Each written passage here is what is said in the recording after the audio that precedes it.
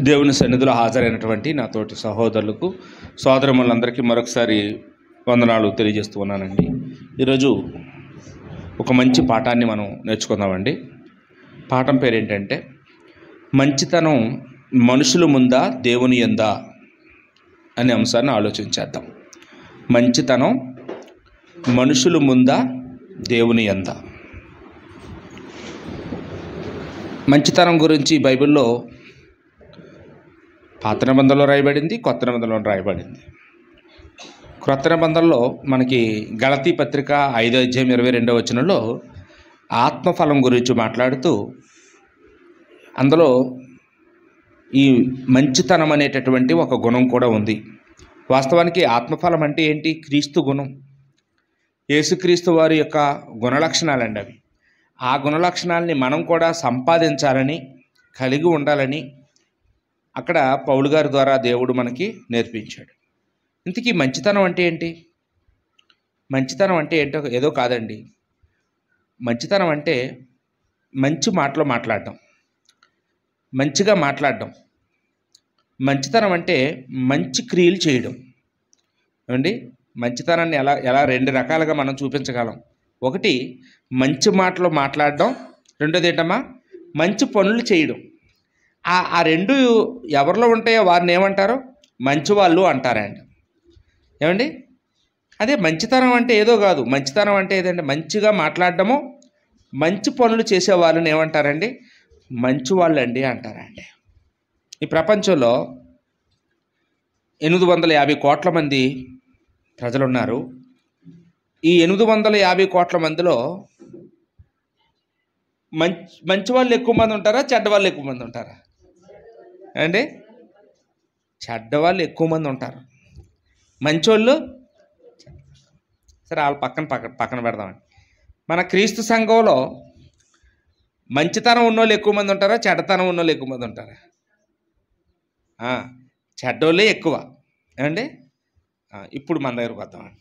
మన స్థానిక సంఘంలో మంచితనం ఉన్నోళ్ళు ఎక్కువ మంది ఉన్నారా, చెడ్డతనం ఉన్నోళ్ళు ఎక్కువ మంది ఉన్నారా? ఏమండి, అది ఆలోచించి చెప్పండి. దేవుడి సన్నిధిలో ఉన్నాం కదండి మనం. అంటే మనం ఎందుకు మాట్లాడలేకపోతున్నాం అంటే మన మాటలు మంచిగా లేవు కాబట్టి, మన క్రియలు మంచిగా లేవు కాబట్టి నేను మంచితనం ఉందని నాకు అని చెప్పలేకపోతున్నాం అండి. అవునా కదా? నేను చాలా మంచిదాన్ని అని చెప్పలేకపోతున్నాం.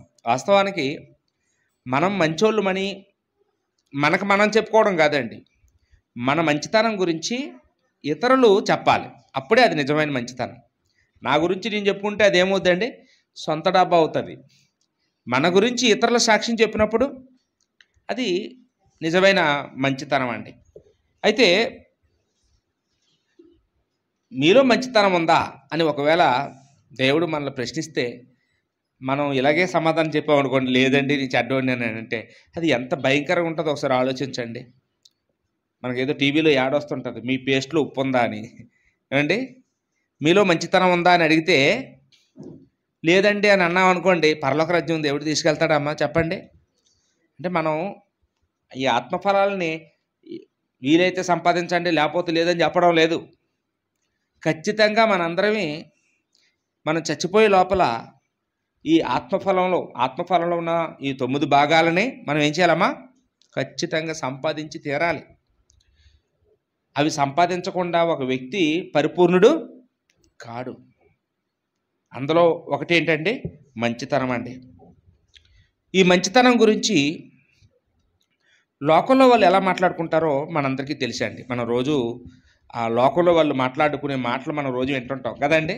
మంచితనం గురించి లోకంలో వాళ్ళు ఏమంటారండి? ఎవరైనా కొద్దిగా మంచిగా అన్ని పనులు చేస్తున్నారు అనుకోండి, వాళ్ళు చూసి ఏమంటారు? అమ్మ అంత మంచితనం పనికిరాదమ్మా అంటుంటారు. మంచితనానికి రోజులు లేవండి అంటుంటారు. అండి, మంచితనానికి రోజులు కావమ్మ ఇయ్య అంటుంటారు. వద్దమ్మా అంటుంటారు. మంచి చేస్తే ఏమొస్తుంది? చెడు ఎదురవుద్ది. అది నమ్మకం. ఈ లోకంలో ఉండే వాళ్ళ అభిప్రాయం అండి. మంచి చెప్తే ఎవరు వినరండి, మంచి చెప్తే ఎవరు వినరండి అని ఒక నిర్ణయానికి వచ్చేసారండి లోకంలో ఉండేవాళ్ళు. మంచిగా బ్రతుకుదామన్నా బతకనివ్వరండి అనేవాళ్ళు ఉన్నారా? మంచిగా బ్రతుకుదామన్నానట, బ్రతకనివ్వరంట. ఈ సమాజం బ్రతకనివ్వరంట అండి. ఇవి మంచితనం మీద లోకంలో ఉండే వాళ్ళ అభిప్రాయాలు చెప్తున్నానండి. ఇంకొంతమంది అంటారు మంచితనాన్ని చేతగాంతనంగా తీసుకుంటారండి. మనం మంచిగా ఉంటే ఏమనుకుంటారట అవతలలో, వీళ్ళకి చేత కాదు, వీళ్ళకి గొడవలాడడం చేత కాదు, వీళ్ళకి రౌడీయిజం చేయడం చేత కాదు, వీళ్ళకి దౌర్జన్యం బోకరించడం చేత కాదు, వీళ్ళకి తిట్టడం చేత కాదనట అనుకుంటారని వాళ్ళే చెప్పేస్తారు. మంచితనాన్ని ఏమనుకుంటారో చేతగాంతనం అనుకుంటారు అని. ఏమండి? కాబట్టి లోకం మంచిగా ఉండడం కష్టం అని చెప్తుందండి. మంచితనం అనేది చాలా నష్టం. అయినా నీ చుట్టూ ఉన్న వాళ్ళు ఎవరు మంచోళ్ళు ఉన్నారు చెప్పు? ఎవరు మంచోళ్ళు లేరు, అందరూ చెడ్డోళ్ళే. అందరూ చెడిపోయినప్పుడు నువ్వు మాత్రం మంచిగా ఉండడం దేనికి? నువ్వు ఒక్కడే ఎందుకు కష్టపడాలి? నువ్వు ఒక్కడే ఎందుకు నష్టపోవాలి? నువ్వెందుకు పాడైపోవాలి? నువ్వెందుకు అలా ఉండిపోవాలి?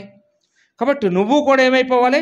నువ్వు కూడా వాళ్ళలాగే తయారవ్వాలి, నువ్వు కూడా చెడ్డవాడిగానే ఉండాలని ఈ లోకం ప్రేరేపిస్తుంటుందండి. నువ్వు చెడిపో, నువ్వు తాగు, నువ్వు కూడా దొంగిలించు, నువ్వు కూడా అబద్ధాలాడు, నువ్వు కూడా మోసం చెయ్యి, నువ్వు కూడా తప్పు చెయ్యి. ఈ లోకంలో వాళ్ళు అలాగా పిల్లల్ని కానీ లేకపోతే యవనస్తులు కానీ స్నేహితులు కానీ ఇలాంటి వాళ్ళందరూ ఏం చేస్తారండి? ఇలాగే చెప్తారండి.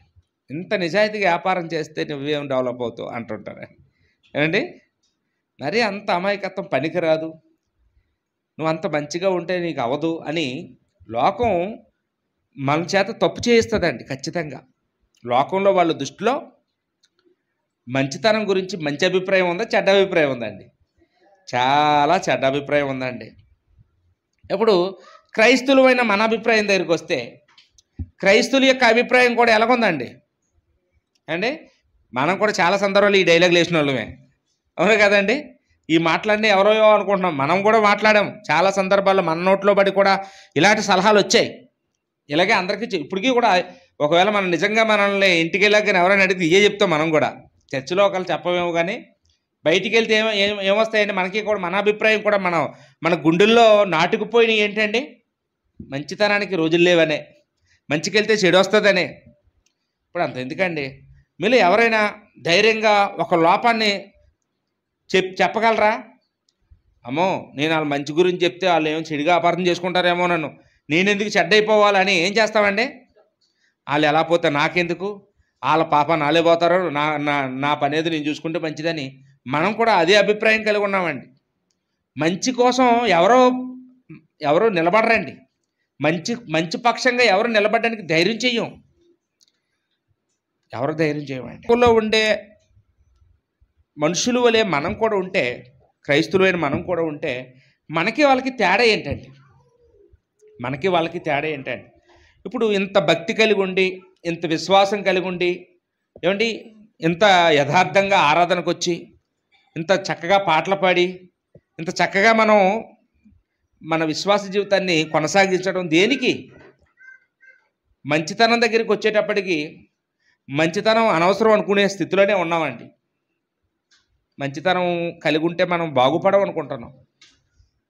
ఒకవేళ బైబిల్ యొక్క అభిప్రాయాన్ని కూడా మనం అడిగితే, బైబిల్లో ఎక్కడైనా మంచిగా ఉంటే నష్టపోతారని కానీ, మంచిగా ఉంటే మంచితనంగా ఉంటే పాడైపోతారని కానీ, మంచితనంగా ఉండడం సాధ్యం కాదని కానీ బైబిల్ ఎక్కడైనా చెప్తుందండి? బైబిల్ ఎక్కడా కూడా మంచితనంగా ఉండొద్దని ఎక్కడా చెప్పలేదండి. ఒక్క మాట కూడా, ఒక్క వచనం కూడా నా పరిశోధనలో ఎక్కడా కనపడలేదు. ప్రతి చోట మంచిగా ఉండమనే బైబిల్ మనకి నేర్పిస్తూ ఉందండి. బైబిల్లో మనం చూస్తే ఎవరెవరు మంచి వాళ్ళు ఉన్నారు అని మనం చూస్తే, మొట్టమొదటిగా మనకి దేవుడు మంచివాడుగా కనపడుతున్నాడండి. దేవుడు మంచివాడు. నిర్గమకాండము 33వ అధ్యాయము 19వ వచనంలో ఇక్కడ దేవుడైన యెహోవా మోషేతో మాట్లాడుతూ చెప్పిన సందర్భం అండి. నిర్గమకాండం 33వ అధ్యాయం 19వ వచనం ఏమన్నాడండి? నా మంచితనమంతయు నీ ఎదుట కనపరిచేదను అన్నాడండి. దేవుడు ఏం చెప్పాడమ్మా? నా మంచితనం అంతా నీ ఎదుట కనపరుస్తాను. అంటే దేవుడిలో ఏముంది? మంచితనం ఉందండి. ఇందాక చెప్పాను, మంచితనం అంటే మంచి మాటలు మాట్లాడడం, మంచి పనులు చెయ్యడం. ఒకవేళ చెడ్డ మాటలు మాట్లాడితే అతను దేవుడు అవుతాడా? చెడ్డ పనులు చేసేవాడు దేవుడు అవుతాడా? అవడండి. దేవుడని పేరు ఒకవేళ మా పెట్టుకోవచ్చు, కానీ అతను దేవుడు అవలేడు. దేవుడు ఎప్పుడవుతాడు అంటే మంచి పనులు చేస్తేనే దేవుడు అవుతాడు. అబద్ధాలు ఆడితే దేవుడు ఎలాగవుతాడు? మోసాలు చేస్తే దేవుడు ఎలాగవుతాడు? ఏమండి? దొంగతనాలు చేస్తే దేవుడు ఎలాగవుతాడు? వ్యభిచారం చేస్తే దేవుడు ఎలాగవుతాడు? అన్యాయం చేస్తే దేవుడు ఎలాగవుతాడు? హత్యలు చేస్తే దేవుడు ఎలాగవుతాడు? అవలేడండి. కాబట్టి దేవుడిలో ఏముందంటే మంచితనం ఉంది. దేవుడు మోషేకి నా మంచితనం అంతా నీకు చూపిస్తాను అన్నాడండి. కాబట్టి దేవుడు మంచివాడు అని బైబిల్లో మనం మొదటగా చూస్తూ ఉన్నామండి. దేవుడు ఒక్కడే మంచివాడని యేసుప్రభు వారు కూడా సాక్ష్యం ఇచ్చారండి. మత్తయి సువార్త 19:17 ఎందుకైనా మంచి కార్యాలు గురించి నన్ను ఎందుకు అడుగుచున్నావు? మంచివాడు ఒక్కడే. అంటే మంచివాడు అంటే ఎవరి గురించి మాట్లాడుతున్నాడు యేసుక్రీస్తు వారు? తండ్రి అయిన దేవుడి గురించి. తండ్రి అయిన దేవుడు ఒక్కడే మంచివాడు. ఆయన మంచి మాటలు చెప్పాడు మనకి. ఆయన మంచి మాటలు బైబిల్లో రాయించాడు మన గురించి. ఆ ధర్మశాస్త్రంలో మంచి మాటలు రాయించాడు, నీతిగల మాటలు రాయించాడు, పరిశుద్ధమైన మాటలు రాయించాడు. కాబట్టి నువ్వు ఆ మంచి మాటలు, ఆ మంచి పనులు నువ్వు చేస్తే నువ్వు మంచివాడు అవుతావు. పరలోక రాజ్యంలో దేవుడు నీకు ఆ నిత్యజీవాన్ని ఇస్తాడు అని యేసుక్రీస్తు వారు ఇక్కడ తండ్రి అయిన దేవుడి గురించి మాట్లాడిన మాట ఏంటండి? మంచివాడు ఒక్కడే. అంటే దేవుడే మంచివాడు. నన్ను మంచివాడు అంటావేటి అని. మన దగ్గరికి వచ్చి ఎవరైనా కానీ నువ్వు చాలా మంచివాడు అన్నారు అనుకోండి, మనం అయితే ఏం చేస్తామండి? రారా బాబు కూర్చో అని కూర్చోబెట్టి కాపీ పెట్టి వాళ్ళకి ఏమైనా అడిగితే అప్పు ఇచ్చి పంచదార కావాలా, లేకపోతే ఏమండి మీకేం కావాలో చెప్పండి, మీరు ఏం పట్టుకెళ్తారో చెప్పండి అని ఇంట్లో అన్నీ ఇచ్చేస్తాం వాళ్ళకి. ఏమండి? అది చాలా పొగడతండి, చాలా తీగా ఉంటుంది ఆ మాట. మనల్ని ఎవరైనా పొగిడినప్పుడు మంచోళ్ళు అంటే ఎంత మంచోళ్ళండి మీరంటే. కానీ యేసుక్రీస్తు వారు మాత్రం నిజమే, కానీ యేసుప్రభుకి తెలిసండి ఆయన పొగుడుతున్నాడు. ఈయన నిజంగా విశ్వాసంతో రాలేదు, ఈయన పొగుడుతున్నాడు. కాబట్టి మనల్ని ఎవరైనా పొగిడేటప్పుడు మనం తెలుసుకొని మనం ఎవరిని మహింపరచాలండి? దేవుని మహింపరచాలి. అంటే యేసుప్రభు మంచోడు కాదని కాదు, ఆయన మంచోడే. కానీ ఆయన ఎవరైనా పొగిడేటప్పుడు వెంటనే ఎవరు గుర్తొస్తారో యేసుప్రభుకి? తండ్రి గుర్తొస్తాడు. బాబు నాకంటే మంచోడు దేవుడు అంటాడనమాట. మంచివాడు ఆయన ఒక్కడే, ఆయన తర్వాతే నేను. తగ్గించుకుంటున్నాడు. చూసారండి యేసుక్రీస్తు వారు? అంటే మన పాయింట్ ఏంటమ్మా అక్కడ? దేవుడు మంచివాడని దేవుడు చెప్పాడు, దేవుడు మంచివాడని యేసుప్రభు కూడా ఆయన కూడా సాక్ష్యం ఇచ్చారు. మార్కు సువార్త 10:18 ఇక్కడ కూడా ఆ వ్యక్తి గురించే. ఇక్కడ కూడా వచ్చి సద్బోధకుడా నిత్య జీవమునకు వారసుడొకటి నేను ఏమి చేయవలనని ఆయన అడిగాను. యేసు నన్ను సత్పురుషుడని ఎలా చెప్పుచున్నావు? దేవుడు అక్కడే కానీ మరి ఎవడనో సత్పురుషుడు కాడు. అంటే సత్పురుషుడు అంటే ఏంటంటే అర్థం? మంచి పురుషుడు, మంచివాడు, మంచి మనిషి. అంటే చాలామంది మాటలు అపార్థం చేసుకొని ఏమనుకుంటారండి? అది యేసుప్రభు మంచోడు కాదనుకుంటారండి. యేసుక్రీస్తు వారు తగ్గించుకుంటున్నారండి. అంటే ఆయన మనకు అన్ని విషయాల్లో మాదిరి. మనల్ని ఎవరైనా పొగిడినప్పుడు ఒకవేళ అది ఉన్నమాట అయినా కానీ మనం ఏం చేయాలమ్మా? అవునండి, అవునండి, నిజమేనండి మీరు చెప్పిందని మనం ఇంకొక అరగంట మన గురించి చెప్పుకోకూడదు. ఏమండి? నేను ఊరికినే ఇంత మంచోడిని అయ్యానంటే ఎన్ని కష్టపడ్డానండి ఈ మంచితనానికి రావడానికి అని అనకూడదండి. అంతా నా నోటు మంచి వాళ్ళండి అనకూడదండి. ఏమండి?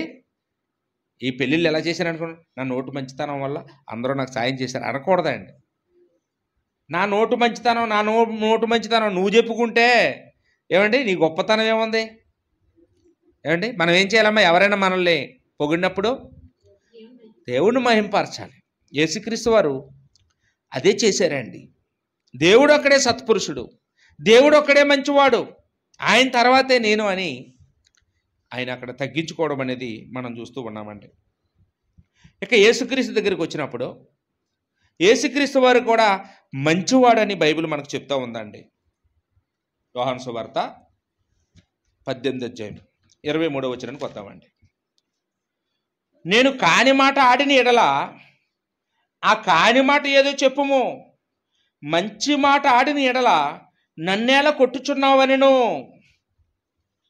అంటే యేసుక్రీస్తు వారు వాక్యం చెప్పినప్పుడు ప్రధాన యాజకుడు ఆయన వచ్చి యేసుక్రీస్తుని కొట్టారండి. యేసుక్రీస్తు వారు వాక్యంలో బూతులు మాట్లాడి ఉంటారా? ఏమండి, ఎవరి గురించైనా తప్పుడు మాటలు మాట్లాడి ఉంటారా? ఎవరు పర్సనల్ విషయాలైనా మాట్లాడి ఉంటారా? ఆయన నోరు విప్పితే ఏం చెప్తారండి? దేవుని గురించి చెప్తారండి. దేవుడి గురించి గొప్పగా చెప్తారండి. ఆయన ప్రసంగాలు విని విస్మయం పొందారు, ఆశ్చర్యపోయారు అని ఆయన గురించి రాయబడతాయండి. అంటే వీళ్ళు కపటంతో వచ్చారు కాబట్టి, అసూయతో విన్నారు కాబట్టి వీళ్ళు ఏం చేశారండి? ఈయన ఇంత చక్కగా వాక్యం చెప్పడమా, ఈయన మా లోపాలన్నీ కూడా చెప్పడమా అని చెప్పి వాళ్ళకి పగపట్టి కక్షతో వింటున్నారు కాబట్టి వాళ్ళు ఏం చేశారండి? యేసుక్రీస్తు వారినట రాళ్ళు పట్టుకొని కొడుతున్నారు ఆయన వాక్యం చెప్పినప్పుడు. అప్పుడు యేసుక్రీస్తు వారు ఏమని ప్రశ్నించారండి?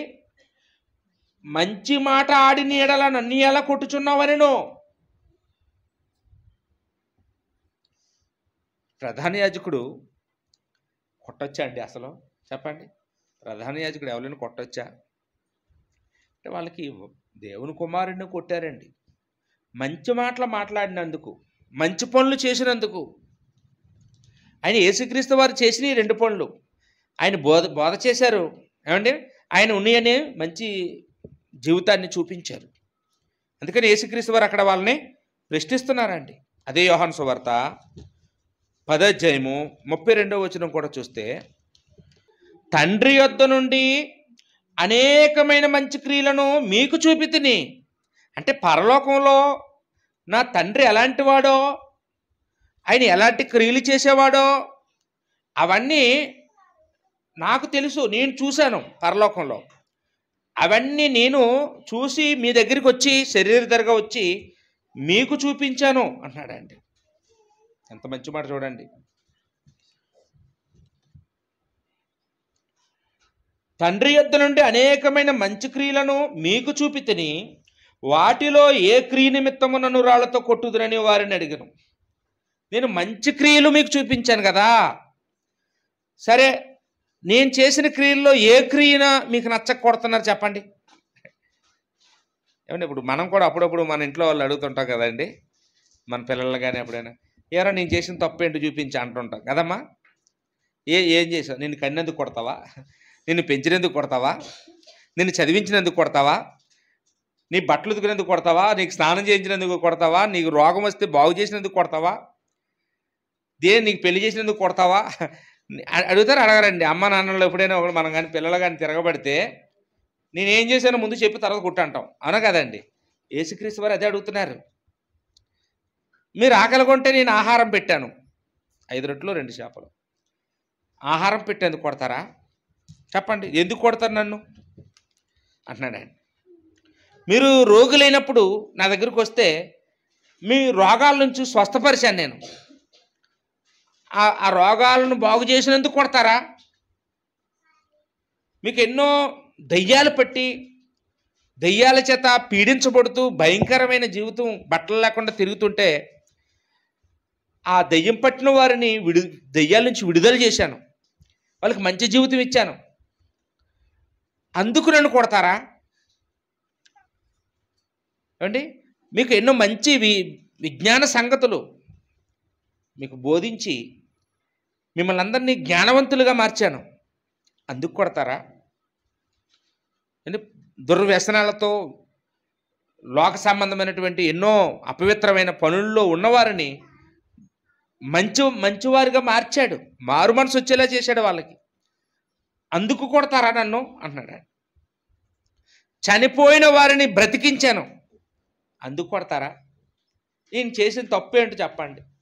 నేను ఏ కార్యాన్ని బట్టి, ఏ మంచి కార్యాన్ని బట్టి నన్ను కొట్టాలనుకుంటున్నా అంటే యేసుక్రీస్తు వారు ఒక్క చెడ్డ కార్యం కూడా చేయలేదండి.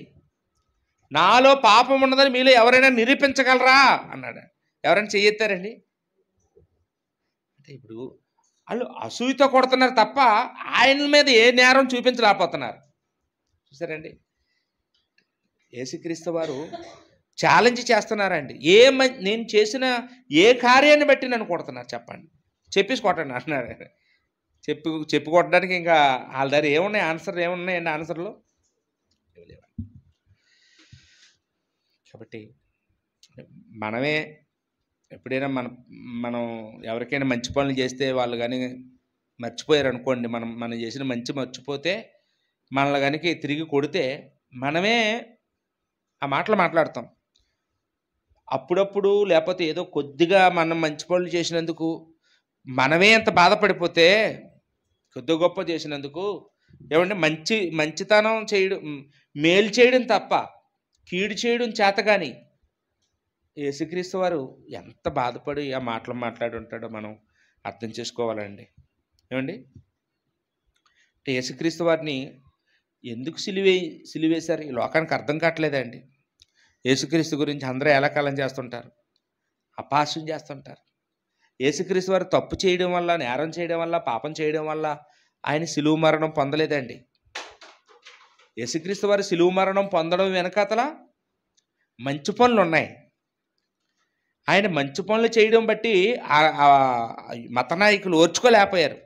ఈయన ఉన్నదున్నట్టుగా వాక్యం చెప్పేస్తున్నాడు, మేము చెప్పే అబద్ధాలు ఎవరు ఇంక నమ్మరు, మేము డబ్బు సంపాదించుకుందాం అనుకుంటున్నాం, ఈయన వచ్చిన తర్వాత ఎవరో మాకు డబ్బులు ఇవ్వడం మానేశారు, ఈయన వచ్చిన తర్వాత ఈ బిజినెస్లు ఏమి నడవనవటం లేదు, ఈ పారంపర్యాచారాలు ఏమి చేయనివ్వటం లేదు, ప్రజలందరికీ వాక్యం అర్థమైపోతుంది, మా లోపాలన్నీ అందరికీ తెలిసిపోతున్నాయని వాళ్ళు ఏం చేశారంటే అసూయతో ఆయన్ని వాళ్ళకున్న అధికారాన్ని ఉపయోగించి సిలువ వేయించి కొట్టించి చంపించారండి. అంటే యేసుక్రీస్తు వారు సిలువపై మరణించడానికైనా సిద్ధపడ్డాడు, కానీ మంచి మాటలు మాట్లాడడం మానలేదండి. సిలువ మీద వేలాడుతూ కూడా 7 మాటలు మాట్లాడారంట. ఆ 7 మాటలు ఏంటండి? మంచి మాటలా చెడ్డ మాటలా? కొన్ని అందులో ఎవరినైనా మీ అంతు చూస్తానరా అన్నాడు అనుకోండి, కొట్టినోళ్ళు కానీ తిట్టినోళ్ళు కానీ, అది చెడ్డ మాట. అక్కడ ఉండి కూడా తండ్రి వీరేమి చేయుచున్నారో వీరు ఎరుగరు, వీరిని క్షమించండి అని ఆ సిలువ వేసిన వారిని క్షమించమని ప్రార్థన చేశాడండి. అది మంచి మాట. సిలువ మీద వేలాడుతూ కూడా నేను చనిపోతే నా తల్లిని ఎవరు పోషిస్తారు, నా తల్లిని ఎవరు రక్షిస్తారు, నా తల్లిని ఎవరు చర్చికి తీసుకెళ్తారు అని తల్లి పోషణ గురించి, తల్లి యొక్క రక్షణ గురించి, క్షేమం గురించి ఆలోచించాడంటే అదండి మంచి మాటలు. యేసుక్రీస్తు వారు 33.5 సంవత్సరాలు జీవిస్తే 33.5 సంవత్సరాలు కూడా ఎలా ఉన్నాడండి? మంచితనం కలిగి ఉన్నాడండి. మంచి మాటలు మాట్లాడాడు, మంచి పనులు. రాళ్ళు పట్టుకుని కొడతారని తెలిసినా మంచి మాటలు మాట్లాడడం మానలేదు. సిలువ వేసిన మంచి మాటలు మాట్లాడడం మానలేదండి. మనమైతే మామూలుగా ఉన్నప్పుడు బాగానే మాట్లాడతాం, ఎవరైనా మనకి బీపీ రాజగొడితే మనం కూడా ఏమైపోతామండి, చెడ్డ మాటలు వచ్చేస్తాయి మనకి ఆటోమేటిక్గా. మనకు ఒక స్థాయి దాటిపోతే మనం కూడా అలా మాట్లాడేస్తుంటాం. కానీ యేసుక్రీస్తు వారు ఎక్కడా కూడా ఒక్క చెడ్డ మాట మాట్లాడారని, ఒక దుర్భాష మాట్లాడారని, ఒక్క సందర్భంలో అబద్ధం ఆడారని, ఒక్క సందర్భంలో మోసం చేశారని చెప్పగలరండి ఎవరైనా? ఆయనలో ఎక్కడ రవ్వంతా కూడా చెడుతనం ఎవ్వరూ చూపించలేరండి. అదండి యేసు ప్రభు. అలాంటి ప్రభువును మనం నమ్ముకున్నాం ఏమండి. మనం ఎంత గొప్ప వాళ్ళమో, మనం ఎంత దీవించబడిన వాళ్ళమో ఈ లోకంలో ఎవరు అలా చెప్పలేరండి వాళ్ళ దేవుడి గురించి. ఎందుకంటే లోపాలు ఉన్నాయి, లోకంలో ఉండే మనుషులు లోపాలు ఉన్నాయి ఏమండి, వాళ్ళు వెంబడించిన వారిలో లోపాలు ఉన్నాయి. కానీ మన ప్రభువు మాత్రం పరిశుద్ధుడు, మంచివాడు, మన తండ్రి మంచివాడు అని మనం బైబిల్లో మనం చూస్తూ ఉన్నామండి. రైట్, ఈరోజు మన దగ్గరికి వద్దామండి. తండ్రిని దేవుడు మంచోడే, యేసుక్రీస్తు వారు మంచోరని మనకు తెలుసు. ఇప్పుడు మనం ఎలా ఉండాలండి? మనం కూడా ఎలా ఉండాలమ్మా? మంచితనం కలిగి ఉండాలి. మనం మంచితనంగా ఉండాలి. మంచితనం కలిగి మనం ఉండడానికి చాలా ప్రయత్నం చేస్తుంటాం. అయితే మనం కలిగి ఉండవలసిన మంచితనం ఎవరి ముందు, మన పాఠం ఏంటంటే అసలు మంచితనం మనుషుల ముందా దేవుని యందా. ఇప్పుడు ఎక్కువ మన రోజంతా ప్రయత్నాలు చేసేదంతా దేనికోసం తెలుసా అండి? మనుషుల ముందు మంచోళ్ళని నెట్టేస్తుంటామండి.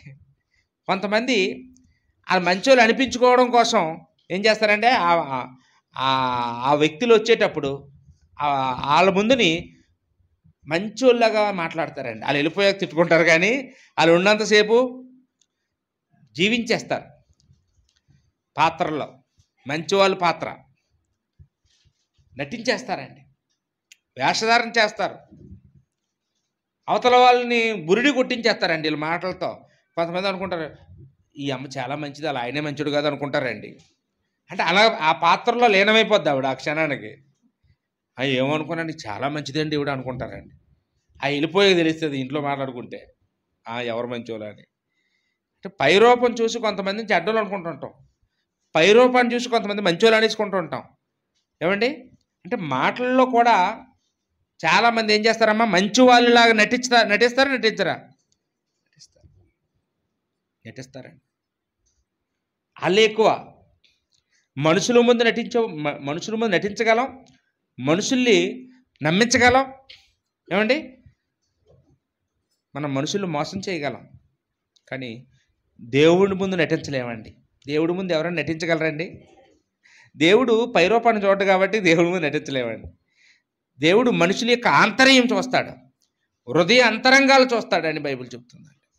కాబట్టి ఆయనకి మరుగైంది ఏది లేదు, ఆయనకి సమస్తం తేటగా కనపడుతుంది.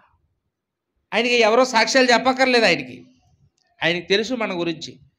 మన భూతకాలం తెలుసు, మన వర్తమాన కాలం తెలుసు, మన భవిష్యత్తు కాలం ఆయనకి తెలుసు. కాబట్టి ఆయన సర్వజ్ఞానం కలిగిన వాడు కాబట్టి, ఆయనకి తెలియని మితి ఏమీ లేదు కాబట్టి, ఏమండి, ఆయన ముందు ఎవ్వరు కూడా నటించలేరు.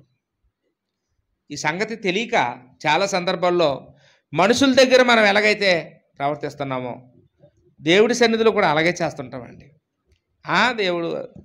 దేవుడు మమ్మల్ని ఏం చేస్తారులే అనుకుంటుంటాం. ఏమండి?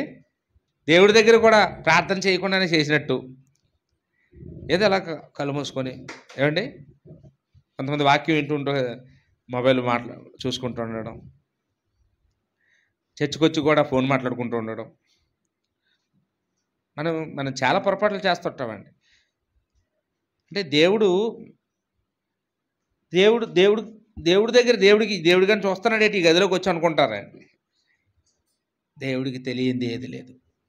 అంటే మన మనుషుల దగ్గర మనుషులు మోసం చేయడం ఏ స్థాయికి తీసుకెళ్ళిపోయిందంటే దేవుడిని మోసం చేసే స్థాయికి, దేవుడి దగ్గర నటించే స్థాయికి మనం వెళ్ళిపోతుంటామండి.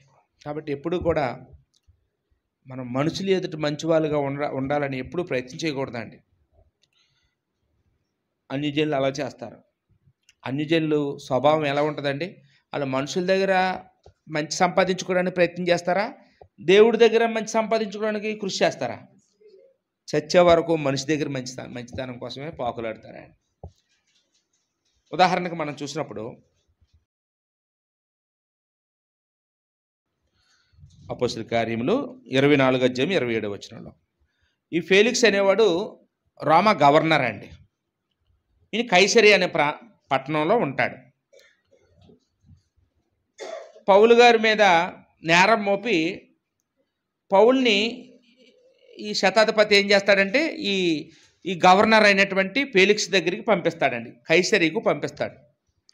అయ్యా, ఈయన వల్ల చాలా గొడవలు అయిపోతున్నాయి, ఇక్కడ యూదులకి ఈయనకి నప్పడం లేదు, ఈయన ఏదో తప్పుడు బోధలు చేస్తున్నాడని ఈయన మీద కంప్లైంట్లు ఇస్తున్నారు, కాబట్టి మీరే ఈ గొడవలన్నిటికీ మీరే పరిష్కరించాలని చెప్పి నేనేం చేయలేకపోతున్నానని చెప్పి ఈ శతాధిపతి ఏం చేస్తాడండి, ఈ సహస్రాధిపతి అక్కడ పంపిస్తాడు, గవర్నర్ దగ్గరికి పంపిస్తాడు, ఫేలిక్స్ దగ్గరికి. ఇప్పుడు ఈ ఫేలిక్స్ అన్ని పరిశీలన చేసిన తర్వాత ఆయనకి ఏం తెలిసింది, ఇతను ఎప్పుడు ఏ తప్పుడు మాటలు మాట్లాడలేదని, ఇతను మంచి బోధకుడని, ఇతనికి దేవాలయానికి దేవాలయానికి వెళ్ళడమే ఇతను చేసిన తప్ప, దేవాలయానికి వెళ్ళి అన్యులు తీసుకొచ్చేస్తున్నాడని మనం ఒకరోజు చెప్పుకున్నాం.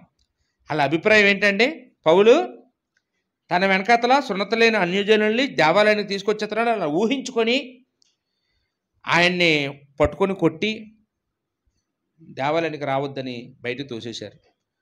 పౌలు గారు తిరుగుబాటు చేశాడు, గొప్ప అల్లరి అయింది. ఆ సందర్భంలో ఆయన అరెస్ట్ చేశారు. ఆ జడ్జిమెంట్ సరిగా ఇవ్వకుండా ఇక్కడ తీసుకొచ్చారండి.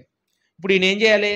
ఇతను ఎవరు కొట్టలేదు, ఎవరు తిట్టలేదు, ఎవరు ఎక్కడ గుంపులు కూర్చోబెట్టి మాట్లాడలేదు, ఇతను ఎవరిని మత ప్రసారం చేయలేదు. అతను మొక్కుబడి చెల్లించుకోవడానికి దేవాలయానికి వెళ్తే ఇంత రాద్దంతా చేశారని తెలుసుకున్న తర్వాత ఏం చేయాలి? మాత్రం వదిలేయాలి.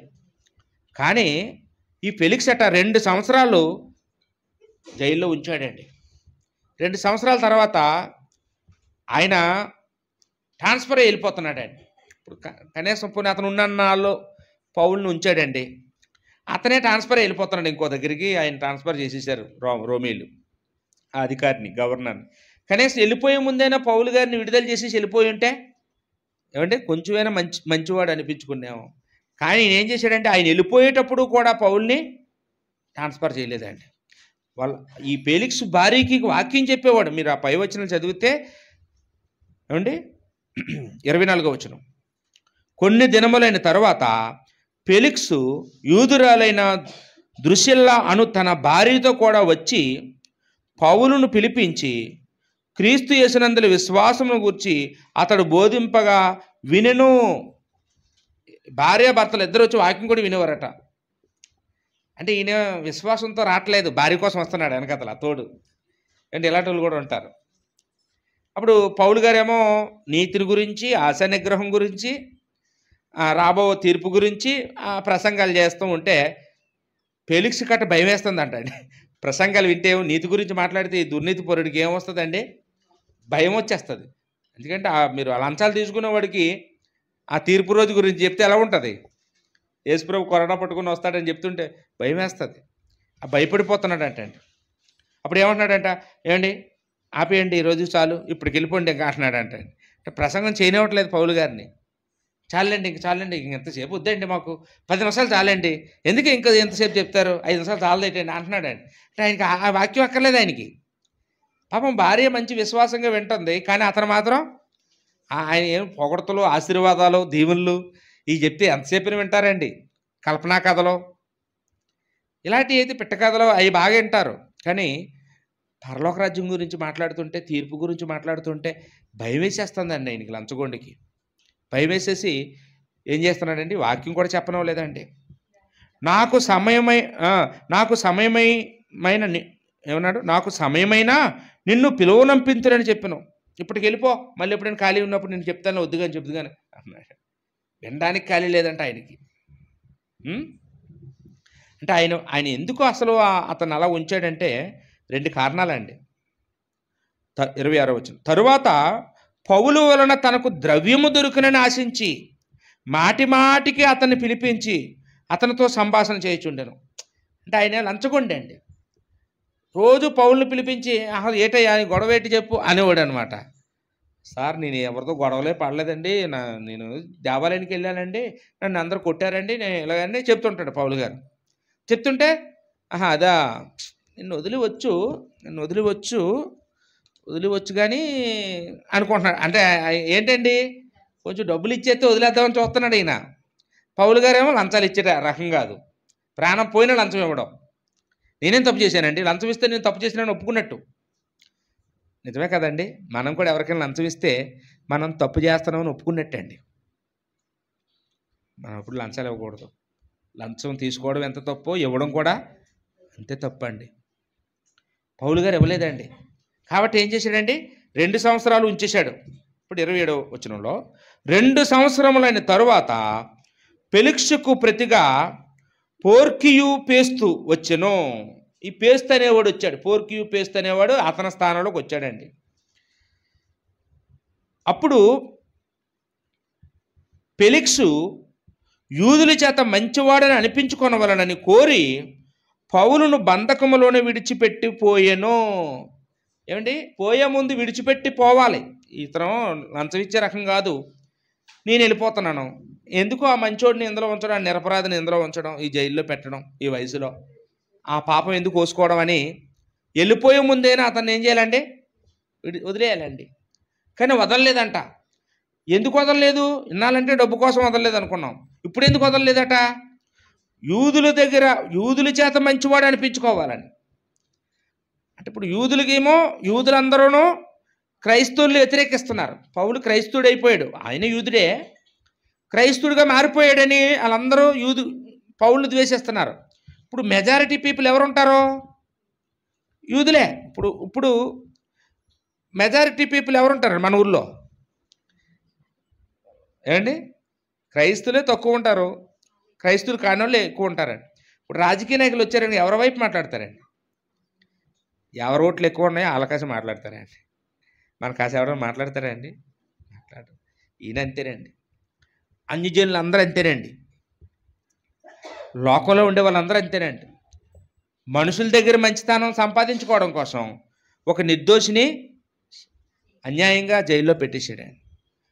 ఏ తప్పు చేయలేదని తెలుసు, ఇతను మంచోడని తెలుసు, ఇతను వాక్యం చెప్పడం తప్ప ఏ తప్పుడు మాటలు మాట్లాడలేదని తెలుసు, కానీ మంచివాడైనటువంటి పౌలు పక్షంగా నిలబడకుండా ఏమండి లోకంలో ఉండే ఆ మంచితనం, వాళ్ళ దగ్గర మంచితనం సంపాదించుకోవడం కోసం పౌల్ని ఎంత బాధ పెడుతున్నారు చూడండి.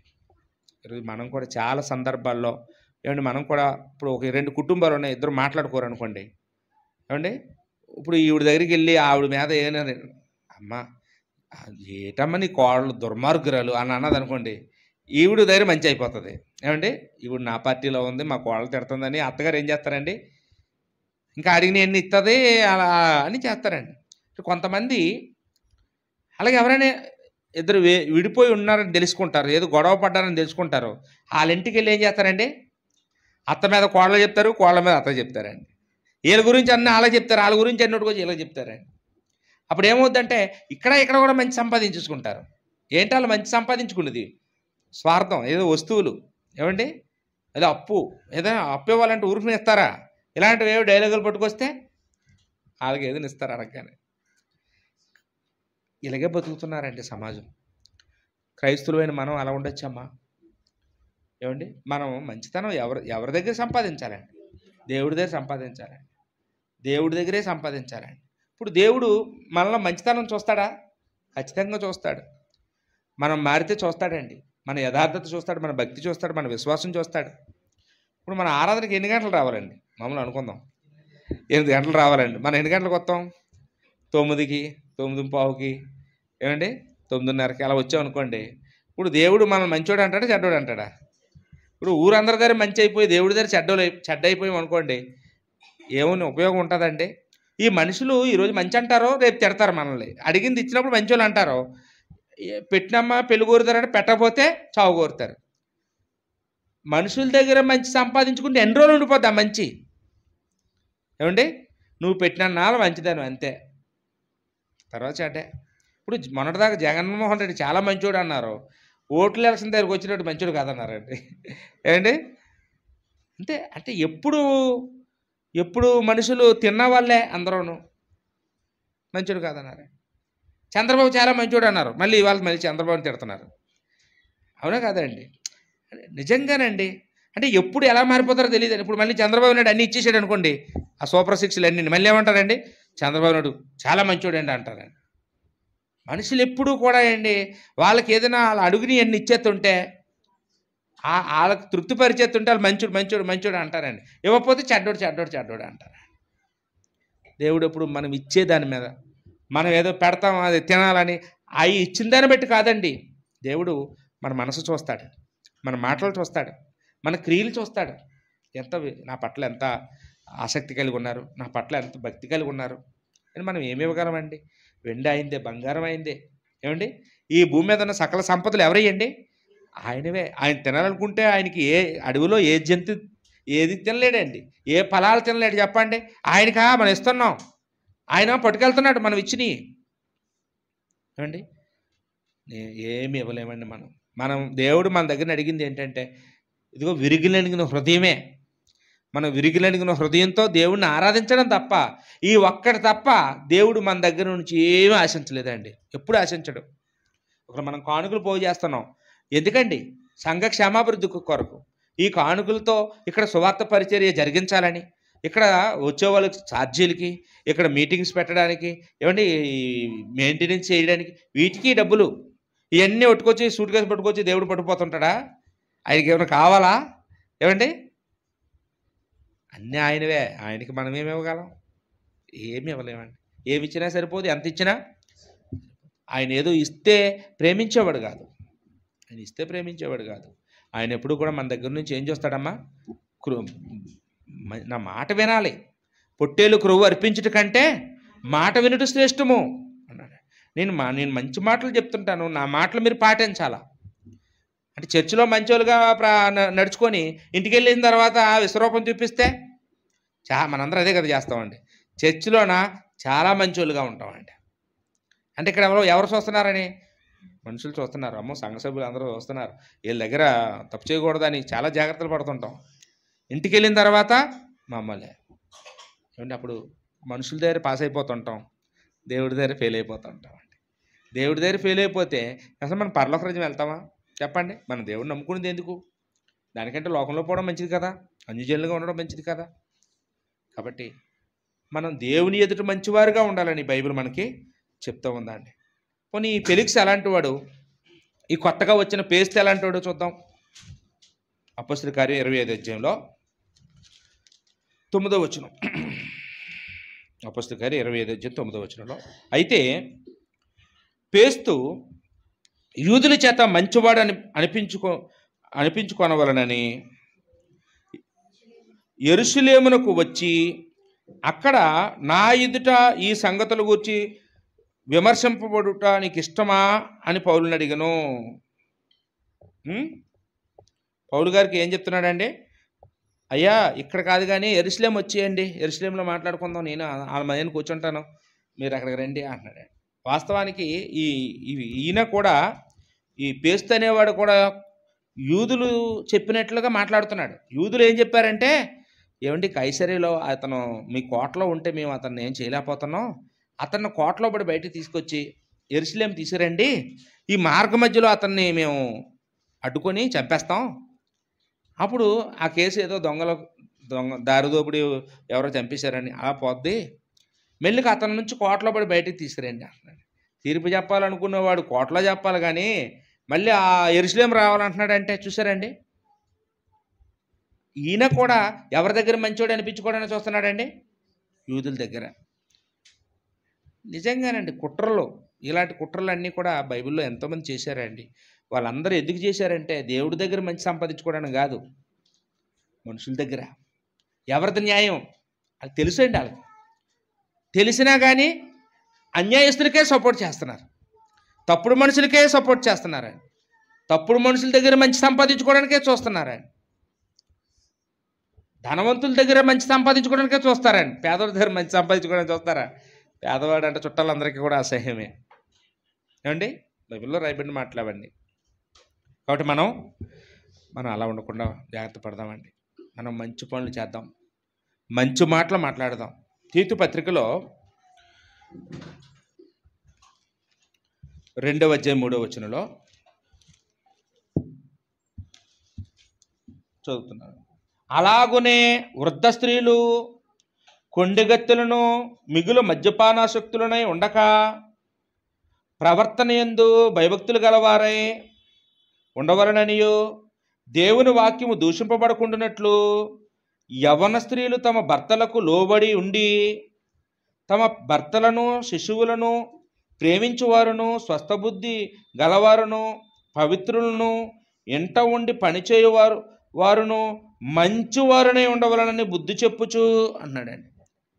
వృద్ధ స్త్రీలు అంటే కర్రట్టుకుని నడిచే వాళ్ళ గురించి అనుకోకండి ఏమండి. అంటే పెళ్ళయి కొన్ని సంవత్సరాలు అనుభవం ఉన్న వాళ్ళు ఎవరైనా ఈ కొత్తగా పెళ్ళైన జంటలు ఉంటారు కదండి, వాళ్ళకి ఆ యవ్వన స్త్రీల దగ్గరికి వచ్చి ఈ అనుభవం ఉన్న మీరు మీ అనుభవాలు చెప్పాలి. మనకి ఏంటంటే మన సాధారణంగా ఆడవాళ్ళకి ఏ పని లేకపోతే ఏం చేస్తారండి, కొండలే మాట్లాడుకుంటుంటారు, ఇక్కడ అక్కడ.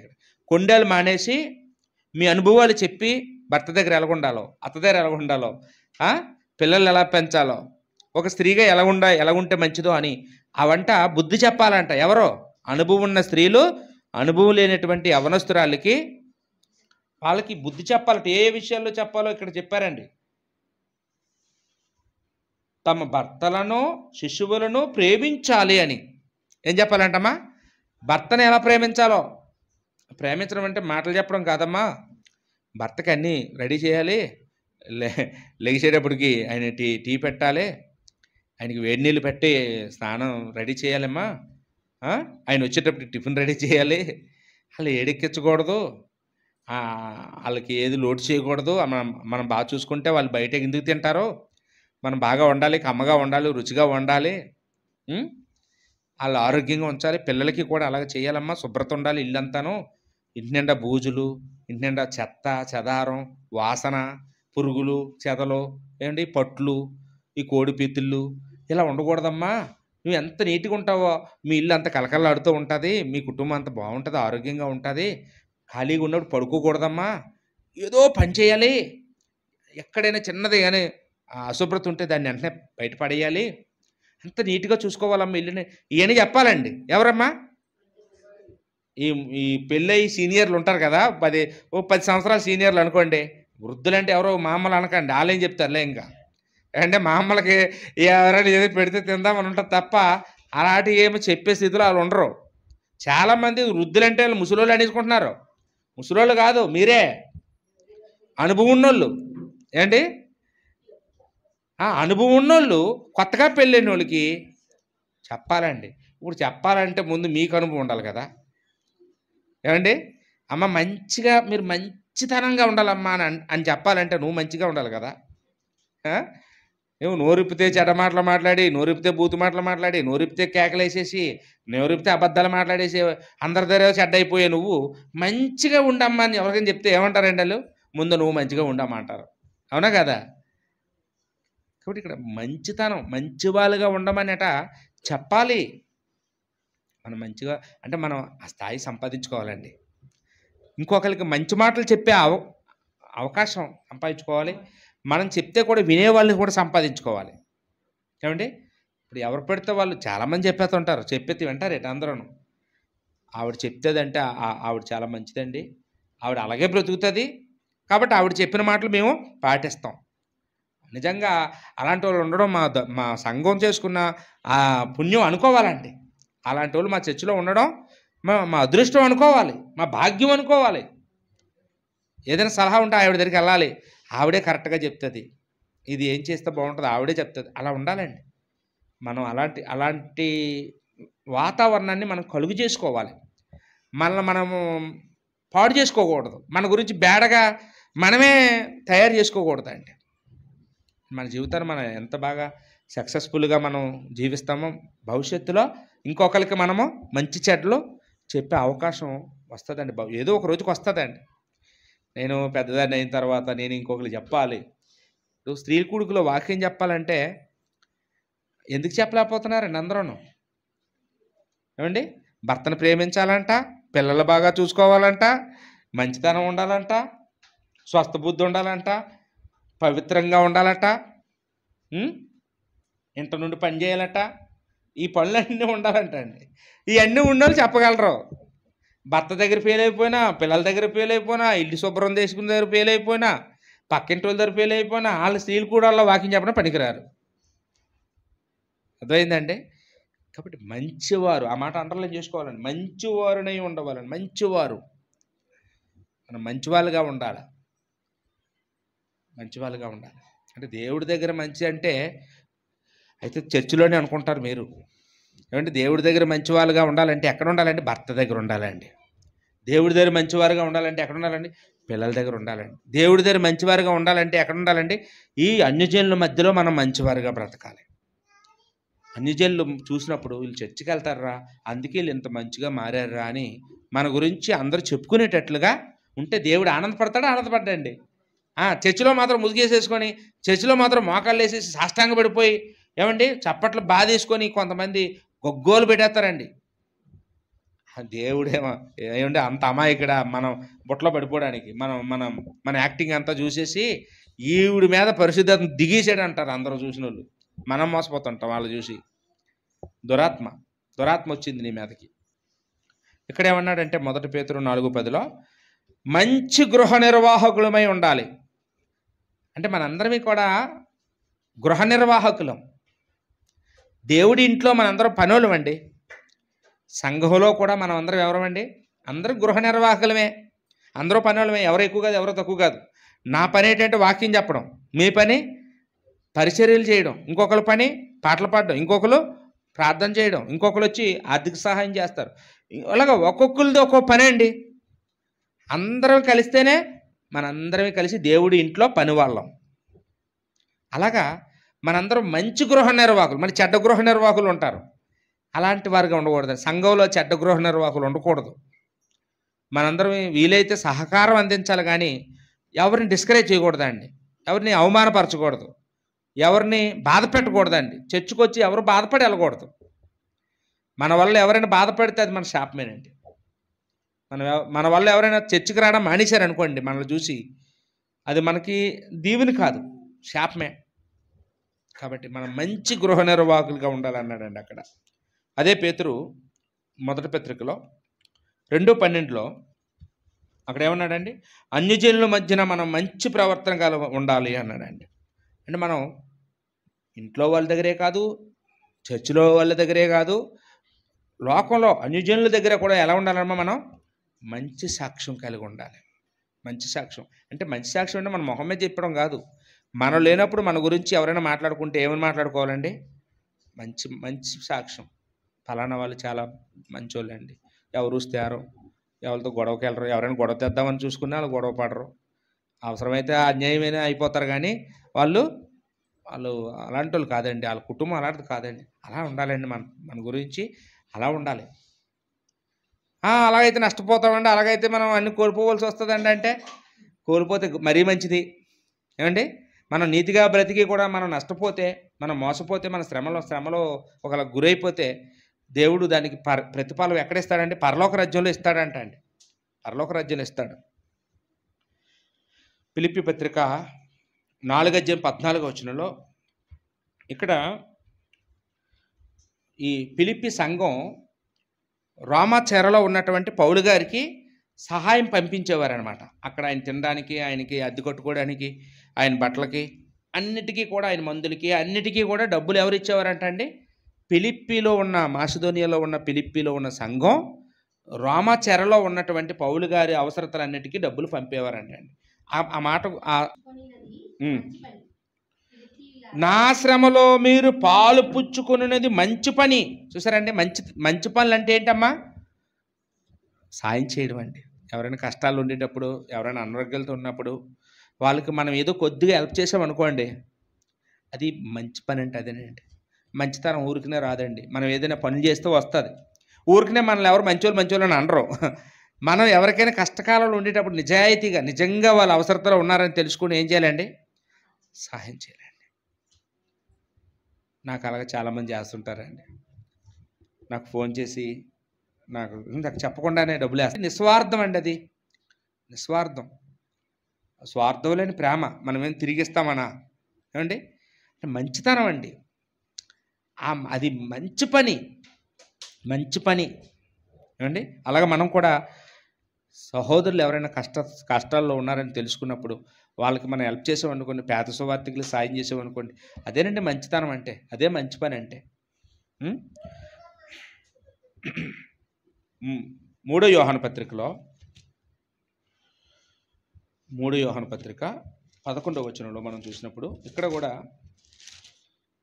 3 యోహాను పత్రిక అంటే ఇక్కడ 1వ అధ్యాయం అండి, 11 ప్రియుడా, చెడు కార్యమును గాక మంచి కార్యమును అనుసరించి నడుచుకొనుము. మేలు చేయువాడు దేవుని సంబంధి, కీడు చేయువాడు దేవుని చూసినవాడు కాదు. అంటే దేవుని సంబంధి కాదు అన్నాడు. మంచి కార్యం, చెడు కార్యం అన్నాడండి. మనం ఏం చేయాలమ్మా? మంచి కార్యం చెయ్యాలి. మంచి కార్యం చేసిన వాళ్ళు దేవుడి సంబంధులు ఎప్పుడు మంచి పనులు చేస్తుంటారు. ఏ యొక్క చిన్న సమస్య చూసినా వెంటనే ఏం చేస్తారంటే మంచి పనులు చేస్తుంటారు. చెడ్డ పనులు చేయడానికి ముందుకు పరిగెట్టకూడదు, మంచి పనులు చేయడానికి ముందుకు రావాలండి. అది మనం అక్కడ నేర్చుకుంటున్నామండి. పేతురు రాసిన మొదటి పత్రికలో 3వ అధ్యాయము 13-14 ఇక్కడ ఏమన్నారు? మేలు చేసి శ్రమ పడిన వారు మరీ ధన్యులు అన్నాడండి. మీరు వాళ్ళ బెదిరింపులకు బెదరకండి, కలవరపడకండి అన్నాడు. ఒకవేళ మీరు మంచి పనులు చేస్తున్నారు, అయినా సరే మీకు కష్టాలు వస్తున్నాయి, అయినా సరే లోకంలో వాళ్ళు అన్నట్టు మంచికి పోతే చెడు ఎదురైంది, అప్పుడు ఏం చేయాలి? ఇంకెప్పుడు మంచి పని చేయకూడదు బాబు అనకూడదండి. యేసుప్రభుని రాళ్ళతో కొట్టినా మంచి మాటలు మాట్లాడడం మానేశారా? ఏంటమ్మా? బోధించడం మానేశారా? పౌలు గారిని జైల్లో పెట్టారు కదని ఇంకా పౌలు గారు వాక్యం చెప్పడం మానేశారా? ఇప్పుడు ఎక్కడైనా వాక్యం చెప్పేటప్పుడు మైక్ సెట్ ఆపండి అంటారు, వచ్చి సౌండ్ పెట్టకండి అంటారు. మనం మానే వచ్చండి ఏమ్మా? మన సువార్త ప్రకటించడం మానే వచ్చా? మన పని మనం చేసుకుంటూ పోవాలి. అనేవాళ్ళు అంటుంటారు, తిట్టేవాళ్ళు తిడుతుంటారు, కొట్టేవాళ్ళు కొడుతుంటారు. ఒకవేళ ఆ దెబ్బలు కాస్తే మనం మరీ ధన్యులు అన్నాడండి పేతురు. ఏంటి? మరీ ధన్యులం. మనం మంచి పనులు చేయడం ఎప్పుడు ఆపకూడదండి. చచ్చిపోయే వరకు మంచి మాటలు మాట్లాడడం మానకూడదు, మంచి పనులు చేయడం మానకూడదు. కారణం ఏంటంటే దేవుడు చూస్తున్నాడు, దేవుడు సంబంధులం అవుతాం మనం. ఇప్పుడు వరకు మంచి పనులు చేయాలి, దేవుడు చేశాడు, యేసుప్రభు చేశాడు, మనం కూడా చేయాలని నేర్చుకున్నాం. అయితే ఇప్పుడు మంచి పనులు చేస్తే మనకి ఏంటి లాభం, మనకేంటి ప్రతిఫలం అనేది ఒక 3 వచనాలు మనం చూద్దామండి. రెండో దినవృత్తాంతాల గ్రంథం 12 వచనంలో ఇక్కడ సొలొమోను కుమారుడైనటువంటి రెహబాము గురించి మాట్లాడడం జరిగింది. రెహబాము మంచోడు కాదంటే అతను ఏం తప్పు చేశాడంటే, అతను ఏదో తుంటర్ల మాటలు విని ఈ 12 గోత్రాలు ఇశ్రాయేలీయులు వచ్చి, అయ్యా మీ నాన్నగారు బాగా పన్నులు పెంచేశాడండి, మీరైనా పన్నులు తగ్గిస్తే మేమందరం మీకు లోబడి ఉంటామండి చక్కగాను అని అంటే, ఆలోచించి చెప్తాను అన్నాడంట. అప్పుడు వాళ్ళ స్నేహితులు పిలిచి అడిగాడంట, ముసలోళ్ళు అందరూ వచ్చారు, పన్నులు తగ్గించమంటున్నారు, మీరేమంటారా అంటే అలా అన్నారట, మీ నాన్నగారికి అంత క్రెడిట్ ఎందువల్ల వచ్చింది అనుకున్నాం, బాగా ఎక్కువ డబ్బులు తీసుకున్నాడు అందరి దగ్గరను, అందువల్ల ఇవన్నీ కట్టగలిగాడు, ఈ బంగారంతో మందిరం కట్టగలిగాడు. నువ్వు అతనికంటే ఎక్కువ తీసుకున్నావు అనుకో, ఇంకా నువ్వు అతనికంటే బాగా ఎన్ని పనులు చేయొచ్చు కదా, నువ్వు ఎక్కువ డబ్బులు అడుగు అన్నాడు. ఇంకా రెట్టింపు చేయంటే, ఇదేదో బాగుందని మరణాన్ని నిలబడి, నేను మా నాన్నగారి కంటే డబలో త్రిబులు వసూలు చేస్తాను అన్నాడంటే, ఏమయ్యారండి ప్రజలు? అలాగా అని చెప్పి, నువ్వు మాకు రాజుగా వద్దు అని ప్రజలందరూ తిరుగుబాటు చేసి 10 గోత్రాలలో యెరోబాము అనేవాడిని రాజుని చేసుకున్నారండి. ఇప్పుడు దేవుడి ప్రజలందరూ తిరుగుబాటు చేసి దేవుడికి దూరం అయిపోయారండి. ఇంకా యెరూషలేముకి ఎవరు రావడం మానేశారు, ఆరాధన కూడా ఎవరు రావట్లేదు. దానివల్ల యెరోబాము అనేవాడు కూడా దూడబొమ్మలు తయారు చేశాడు. ఆయన కూడా యెరూషలేం ఎవరిని వెళ్ళకుండా ఆయన కూడా విగ్రహారాధన స్టార్ట్ చేయించేశాడు. ఇంత పని జరగడానికి మూలకారకుడు ఎవరండి? ఈ రెహబాము అతని స్నేహితులు. కాబట్టి దేవుడికి కోపం వస్తుందో రాదా ఆయన మీద?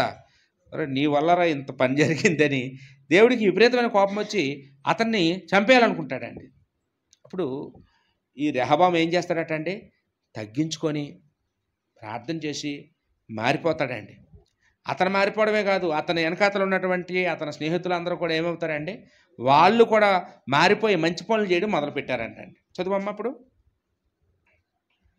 12 రెండో దినవృత్తాంతాలు 12 అంటే దేవుడు మనం మంచితనం చేయడం మొదలుపెట్టాం అనుకోండి, ఈరోజు వరకు చెడ్డితనం చేస్తామండి అనుకుందామండి, ఈ పాట విన్న తర్వాత మంచి పనులు చేయడం మొదలుపెట్టాం అనుకోండి, దేవుడు ఏం చేస్తాడండి, మన మీద కోపాన్ని కుమ్మరించాలనుకున్న కోపాన్ని ఏం చేస్తాడండి, ఆపేస్తాడు, తిప్పేస్తాడు, ఇంకో వైపు తిప్పేస్తాడు, మన మీదకి రాకుండా దేవుడు కోపాన్ని కూడా ఏం చేస్తాడమ్మా, ఆపుకుంటాడు అని అన్నాడు. అంటే ఇప్పుడు ప్రస్తుతం మన మీద దేవుడికి విపరీతమైన కోపం ఉంటుంది. ఎందుకంటే మనం కూడా అన్యజనులాగే బ్రతుకుతున్నామండి. అన్యజనులాగా మనుషుల దగ్గర మంచి సంపాదించుకోవడానికే ఆరాటపడుతున్నాం. అది కూడా నిజాయితీగా కాదు. నిజాయితీగా సంపాదించుకుంటే మంచిదే. ఏమంటే వేషం వేసి నటించి, ఎవరైనా వచ్చారండి, ప్రెసిడెంట్ గారు వచ్చారు మన ఇదిలోకి, వాళ్ళ ముందునేమో ప్రెసిడెంట్ గారిని ఆకాశానికి ఎత్తేస్తారు, ప్రెసిడెంట్ గారు వెళ్ళిపోయాక తిట్టుకుంటుంటారు. ఒక ఎమ్మెల్యే గారు వచ్చారనుకోండి, ఎమ్మెల్యే గారి ముందు పోడేస్తుంటారు, ఎమ్మెల్యే గారు వెళ్ళిపోయాక తిట్టుకుంటుంటారు. అంటే అందరం అలాగే ఉన్నాం కదండి. అధికారులు ఎవరినైనా కానీ, ఓ ముఖ్యమంత్రి గారినైనా ముఖం మీదకి వస్తే పొగుడుతున్నారు, వెనకెట్టుకుంటే తిట్టుకుంటున్నారు. అలా ఉంటే ఎవరండి మనకి అన్యజనులకి తేడా ఏముంటుంది? మనం అలా ఉండకూడదని బైబిల్ మనకి చెప్తూ ఉంది. మనం మారాలని బైబిల్ మనకి చెప్తూ ఉంది. దేవుడి విషయంలో ఒకవేళ మనం మారితే, దేవుడు చెయ్యాలనుకున్న కీడు చేయకుండా దేవుడు ఏం చేస్తాడంటే కోపాన్ని తిప్పేసుకుంటాడు అన్నాడండి. అలాగే రెండవ సంగతిగా సామెతల గ్రంథం 3:3 దయను సత్యమును ఎన్నడను విడిచిపోనీయకుము, వాటిని కంఠభూషణముగా ధరించుకొనుము, నీ హృదయము అనే పలక మీద వ్రాసుకొనుము. అప్పుడు దేవుని దృష్టి యందును మనుషుల దృష్టి యందును నీవు మంచును దయనుంది మంచివాడవని అనిపించుకుందువు అన్నాడు. ఏంటమ్మా అంటే ఇక్కడ మనం దేవుడి దయ పొందుతామంట అండి. దేవుడి దగ్గర మంచివారం అనిపించుకుంటామంట. దేవుడి దగ్గర మంచివారం అనిపించుకోవాలంటే ఏం చేయాలమ్మా? సత్యాన్ని ఎన్నడూ విడిచిపెట్టకూడదు, దయను ఎన్నడూ విడిచిపెట్టకూడదు. దయ అంటే ప్రేమ, ప్రేమను ఎప్పుడు వదలకండి. సత్యం అంటే వాక్యాన్ని ఎప్పుడు విడిచిపెట్టకండి. ఈ దేవుని ప్రేమ కలిగి దేవుడి వాక్యానుసారంగా మనం బ్రతికితే దేవుడు ఏం చేస్తాడమ్మా? మనకి దేవుడు దయ చూపిస్తాడు. దేవుడి దృష్టిలో మనము మంచివారమని అనిపించుకుంటామండి.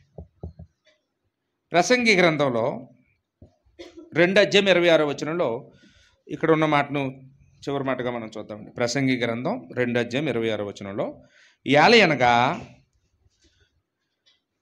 దైవ దృష్టికి మంచివాడుగా నడుచుకున్న వానికి దేవుడు జ్ఞానమును తెలివిని ఆనందమును అనుగ్రహించును అన్నాడు.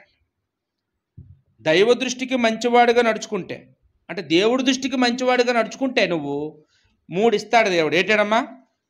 జ్ఞానం ఇస్తాడంటండి. జ్ఞానం ఇప్పుడు ఆ జ్ఞానం లేక కదండి ఏమంటే మనం ఏదైనా ప్రశ్నిస్తే జవాబు చెప్పలేకపోతున్నాం. బైబిల్లో ఉన్న వచనాల్ని మనం ఎక్కడే వచనం ఉందో చెప్పలేకపోతున్నాం. ఈరోజు దేవుడు బైబిల్ అందరూ చదువుతున్నారు, అందరికి అర్థం అవ్వట్లేదు. కారణం ఏంటండి? జ్ఞానం లేక. మనం మంచితనం ఎప్పుడైతే సంపాదించుకున్నామో దేవుడి దృష్టిలో వెంటనే దేవుడు మనకి ఏం చేస్తాడమ్మా? దేవుడి మాటలు చెప్పే జ్ఞానం ఇస్తాడండి. మంచితనం లేని వాళ్ళకి దేవుడి మాటలు చెప్పే జ్ఞానం ఉండదండి. వాళ్ళు బుర్ర బద్దలు కొట్టుకునే చెప్పలేరు, ఇంత కాగితాల మీద రాసి ఇచ్చినా చెప్పలేరు. కారణం ఏంటండి? అది మంచితనం లేదు. దేవుడి దృష్టిలో మంచితనం లేదు. మనుషుల దృష్టిలో మంచితనం సుఖమేముందండి? దేవుడి దృష్టిలో మంచితనం ఎప్పుడైతే మనం సంపాదించుకున్నామో అప్పుడు దేవుడు మనకి రెప్పలే ఏమిస్తాడంటే, ఇదిగో నీకు జ్ఞానం ఇస్తాను, తెలివిస్తాను, ఆనందాన్ని ఇస్తాను. ఆనందంగా ఉంటావు. అంతకన్నా కావాలి. ఈ భూమి మీద మన ఆనందంగా ఉండాలి. అందుకే కదండి తపనంతాను. మనకి ఎప్పుడు సమస్యలు, ఎప్పుడు కష్టాలు, కన్నీళ్ళు, చింతలు ఇవే ఉన్నాయి, కానీ ఆనందం అనుభవించలేకపోతున్నామండి. ఆ నిజమైన ఆనందాన్ని దేవుడు ఇవ్వాలంటే మనం ఏం చేయాలమ్మా? దేవుని దృష్టిలో మనము మంచివాడిగా ఉండడానికి ప్రయత్నించేద్దాం. మన పాఠం పేరు ఏంటమ్మా? మంచితనం మనుషులు ముందా దేవుని యందా. కాబట్టి మనందరం దేవుని యందే మంచితనం కలిగి ఉండాలని ఈ పాఠం ద్వారా మిమ్మల్ని హెచ్చరిస్తూ నన్ను నేను హెచ్చరించుకుంటూ ముగిస్తున్నాను. ఓపికగా వాక్యమని